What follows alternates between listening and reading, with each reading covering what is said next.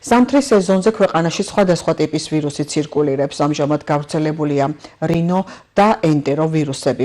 არის გრიპის შემთხვევების ჯანდაცვის სამინისტროს ინფორმაციით არსებული მდგომარეობით ჰოსპიტალიზაციის მატება არ შეინიშნება და პროცესი სრულად მართულია. სპეციალისტები პიკს დეკემბრის ბოლოს ვარაუდობენ, მათი განმარტებით პრევენციის საუკეთესო საშუალებად კვლავ ვაქცინაცია რჩება. გრიპის სეზონის მოახლოებასთან ერთად, რა თქმა უნდა, კიდევ ერთხელ უნდა მოუწოდოთ მოსახლეობას, რომ მაქსიმალურად ყურადღებით იყვნენ იმ მიმართულებით, რაც ეხება დაავადების გავრცელებას და მაქსიმალურად იყვნენ მობილიზებული, რომ დაიცვან ის რჩევები, რომელიც ზოგადად მიღებულია და რეკომენდირებულია გრიპის ვირუსის თავიდან ასაცილებლად. იქნება ეს ჰიგიენის ნორმების, ელემენტარული ნორმების დაცვა, თუ მაგალითად ხალხმრავალი შეკრების ადგილებისთვის თავის არიდება და ასე შემდეგ.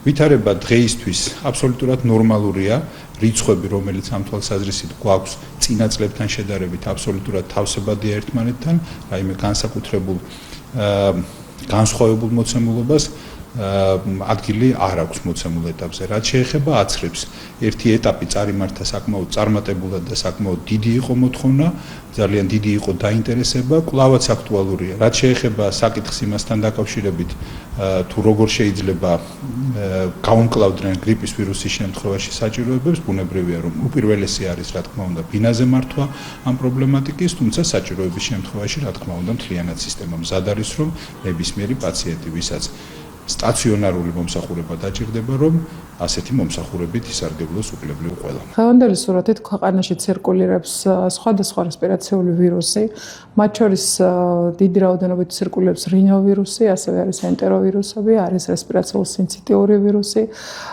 ასევე გამოჩენილია უკვე გრიპის ვირუსი, ატიპის ვირუსი ცირკულირებს ქვეყანაში და მისი რაოდენობა ნელ-ნელა იმატებს.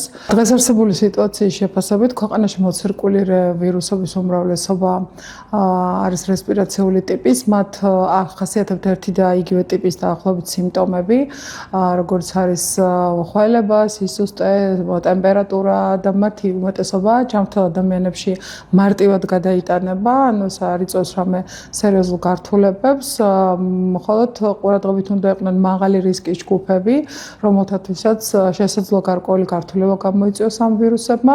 აღსანიშნავია, რომ დღეს არსებული სიტუაციით ჰოსპიტალიზაციების რიცხვი, რომელიც დაკავშირებულია გრიპთან და მის გართულებებთან, მომატებული არ არის და ეს პროცესი სრულიად მართულია. გრიპის პიკი მიღწეული არ არის, ეს ჯერ კიდევ წინ არის და მოსალოდნელია დეკემბრის ბოლოს, იანვრის პირველ რიცხვებში.